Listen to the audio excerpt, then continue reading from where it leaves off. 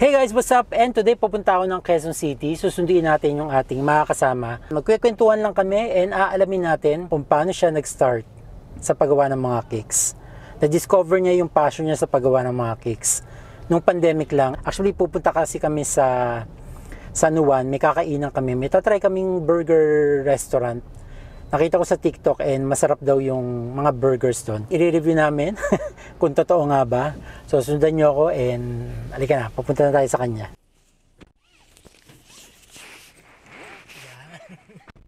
Hey guys! Pamagkay ka muna. Hi! Ano tatawag ko sa'yo? Tony or Nicola? Tony.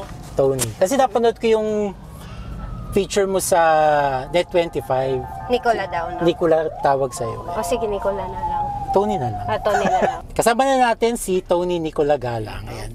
Na Cake Indulge Manila by Nicola. Bago tayo pumunta sa pagiging cake artist mo, ano yung full-time job mo before pandemic? Coffee. Logistics. Pero na-mention mo sa chat natin na 10 years kang singer. Oo, singer. Full-time yun as a singer. Oo, full-time singer. So magsasample ka ngayon? Hindi, yun nga kaya nga di na ako kasi nagkasakit ako. So parang blessing in disguise. Naapektuhan yung boses? Oo. Ganun? Tapos sobrang depressed ko kasi, di ba, all my life parang ang alam ko lang kumanta. Mula 17 ako, acoustic singer na ako sa probinsya. Tapos pumunta ako ng Manila, tapos kumakanta na ako dito sa mga resto bar, hotel, mga wedding. lounge singer ka Oo, na. lounge. Tapos, Solo ka or group? nag-abroad pa ako as full band. Tapos nung nawalan ako ng boses, parang sabi ko, anong gagawin ko sa buhay ko? Wala na akong ibang alam. Paano naapektuhan yung boses? Ano naging sakit mo nun? Reflux, acid reflux.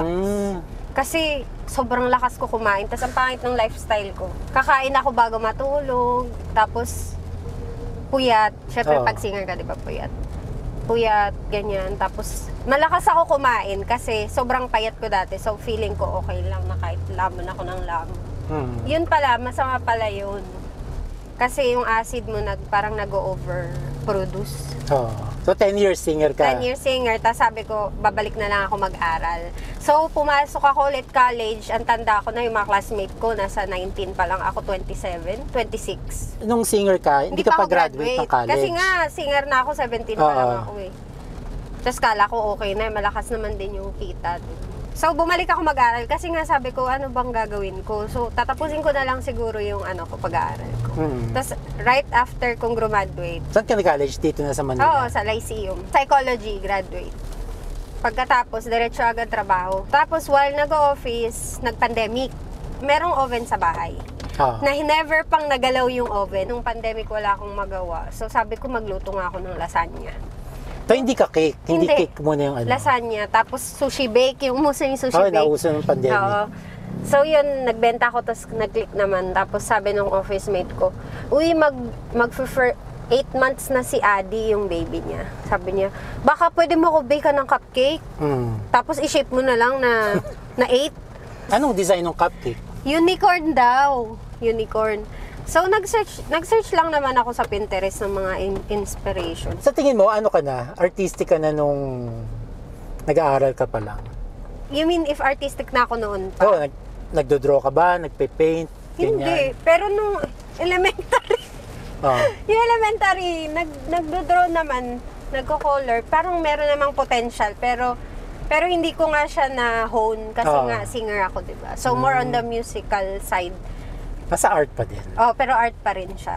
Pero sa both sides ng family namin, maraming mga artist, maraming mga magaling mag-paint, magaling mag-drawing. Ngayon, full-time ka na nagkikake? Oo, nag-resign ako dun sa trabaho. Nakakatakot siya gawin na mag-resign. Kasi during that time, ako, single mom. So, kailangan ko mag-decide na pag nag-resign ako, sigurado ba tong cake na to may mapapakain to sa anak ko? Diba? Yun yung doon nakakatakot. Pero ang baba lang ng kinikita ko noon kasi sobrang mura ng mga cakes ko eh. Diba ganun naman? Pag di ka pa, tsaka di ka pa confident, syempre nakakahiya naman mag-price ng Parang yung cake ko noon, 1, 2. Ganun lang. 1.5. So, 2020 ka nung nag-resign?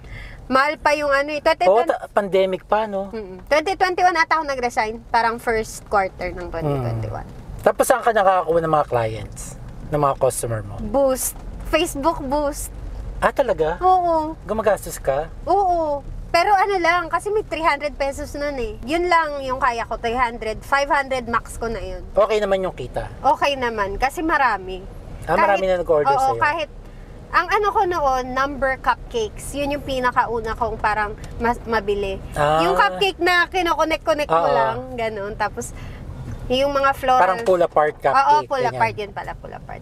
Kasi yun madali. Mag-icing ka lang nung same color, tapos gagawa ka lang nung 2D toppers, okay na. So, pag sinabing coco melon, di magfa-flat ka lang ng coco melon, ganun. Oo.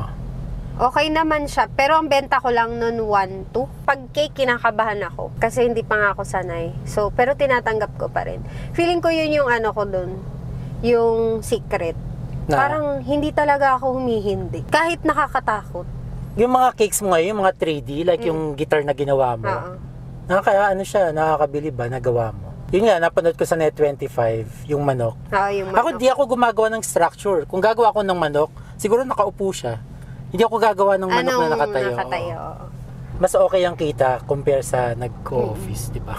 Lalo na pag meron ka malaking cake. Doon ka babawi, mga wedding cake, mga debut, ganyan. Yung mga cakes mo, like yung may ginawa ka na, yung mga may red roses sa ilalim. Yung malaki. Ikaw lang gumawa nun? Ako lang lahat. Ikaw lang ba gumagawa? Wala kang assistant? Assistant ko lang, ano lang sila. Yung kaya lang nila gawin yung molders. Naturuan ko na sila. Pero pagbalot, ikaw din? Ako lahat. Kahit yung malaking cake, kaya mong mag-roll ng fondant? Oo. Mula dun sa... Galing. Mula dun sa dulo ng lamesa, papunta na sa... Hindi, yung ginawa ko dun, hinati ko sa dalawa. Pinagduktong mo na lang. Oo. Kasi naisip ko rin yun eh. Sabi ko sa mama ko, ma, kasi pinag-uusapan namin lagi mga cakes, ma, may cake ako sobrang laki, paano to sasahig ko na siguro? Sasahig ko yun. Pero styro lang naman yung ano nun bottom. Kasi sobrang lapad nun, 24 inches yun eh. Laki. Diba? Oo. Tapos meron ka mga cakes na nag-provide ka na sa mga brands, mga companies. Para mo nakikilala yung mga yon? Sila nagre-reach out. Kasi parang, sa tingin mo sa kanila nakikita? Doon sa pagbuboost mo ng post? Hindi, sa Google. Kasi pag sinearch mo, nagtatap na ako sa Google eh. Nox. Ano yung sa search? Yung bridal shower cakes, kunyari. Customized cakes, ayan, magtatap. May website kasi ako. Nag-attend ka ba ng mga workshop or never? Oo, nag-attend. But Kai Cakes. Kilala mo? Yung magaling sa flower, buttercream. Yun kasi talaga yung pangarap ko. Nung nagsisimula pa lang ako, yun talaga yung gusto ko matutunan, yung flower piping. Korean butter. Kaya ka pala magaling mag-pipe. Nakita ko kasi yung isang TikTok video mo, gumawa ka ng vintage cake. Sabi ko, galing mag-pipe nito. Ako nga hindi marunong. Hindi ako pulido mag-pipe. Parang mas gusto ko yung mga flowers. Kaya lang, wala namang umu-order masyado. Paano mo natutunan mag-fondant pala? Dahil nga dun, sumali ako dun kay Miss Len. Yung niya, fondant tutorial. Kilala mo diba si Lenny Castro? Online lang, ano lang din, parang may makaka-access ka lang sa Facebook na may video ng tutorial. Tapos may mga frequently asked questions. Tapos i-guide ka rin niya. Pwede mo siya i-PM na paano ganito, paano ganyan. Talagang problema ko pag umuulan. Problema mo ba yun? Ngayon hindi na. Kasi may aircon ka. Pero alam mo, mas maganda ang dehumidifier kaysa sa aircon. Kasi yung aircon, once na ilabas mo siya sa aircon, lalabas yung moist niya, diba? Yung dehumidifier, as is siya, tuyo siya, hanggang kahit pitayin mo na yung dehumidifier. Kasi matagal siyang Tuyo talaga siya. Pag umuulan ganito, umiiyak na ako eh. Ang hirap talaga. Tapos, ang bilis tumigas ng toppers pag kailangan mo magpatigas ng toppers. Tabi mo lang doon, bato. Pagkatapos, bato agad. Dati, yung gusto ko lang bilhin yung maliliit, tapos ilalagay ko lang sa yung parang container, yung mga topper. Pero may nabasa ako sa BHM din yun eh. Nag-search kasi ako. Sabi nila na, it's worth investing on a good dehumidifier, yung mga malalaki. Yung binili ko, Carrier. Ano na yung pinakamalaking investment mo sa kinita mo sa mga cakes? Unox. Unox ka na? Oo. Pero ana lang. Ana. Ana. Ana yung pinaka-smallest nila. Oo. Actually, Ana and Ariana, same size. Ang difference lang. Ang difference nila, si Ariana may built-in na yung ini-splash na water. Magkano bili mo? 40 plus? Lapit na tayo sa Bun Run.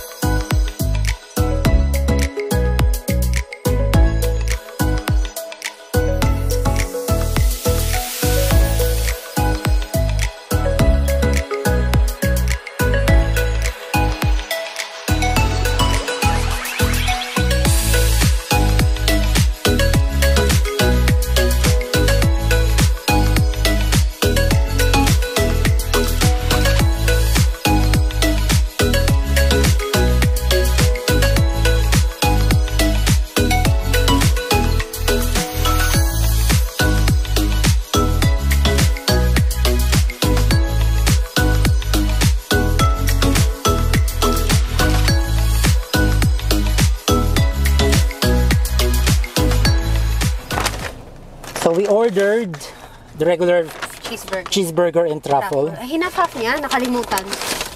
Parang feeling ko nakalimutan. Ay, hindi, na-half-half. Na-half naman. Sige, hati tayo. So we can try both. Sige. Tapos we ordered yung overload fries.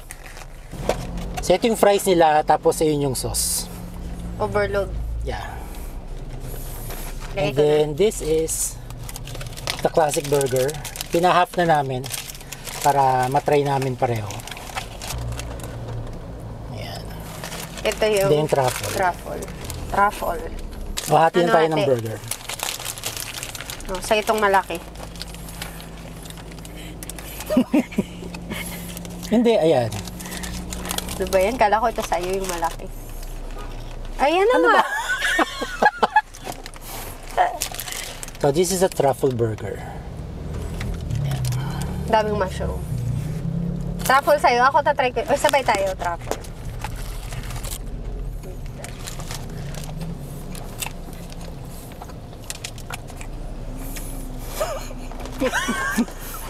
Ayos naman siya.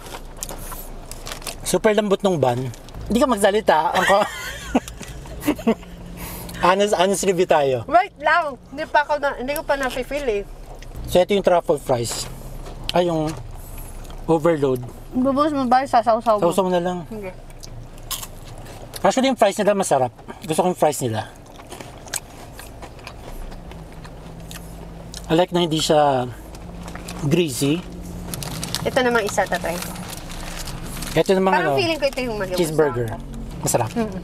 Shake Shack ito. Try ko muna. Ano muna?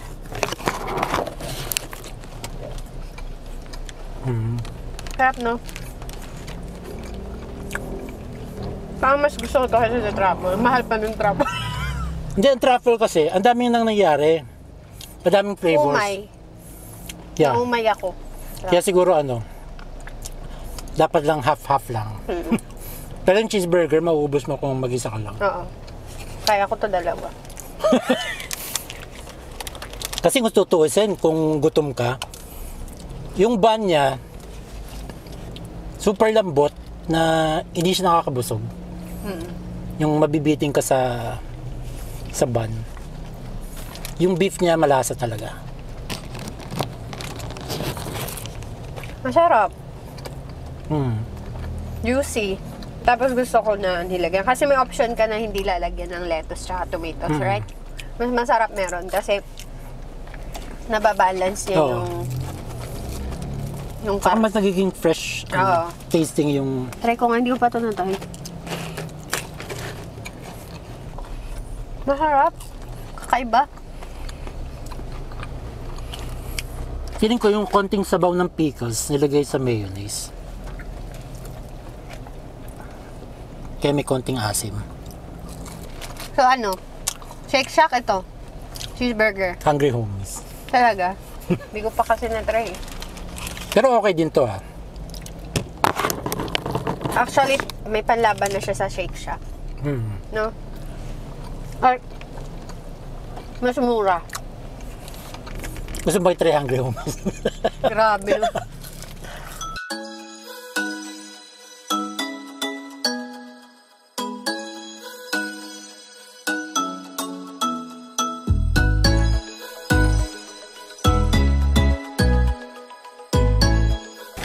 Naalala mo yung cake na minessage niya? Sabi ko, Kuya, gawan mo naman ako nito.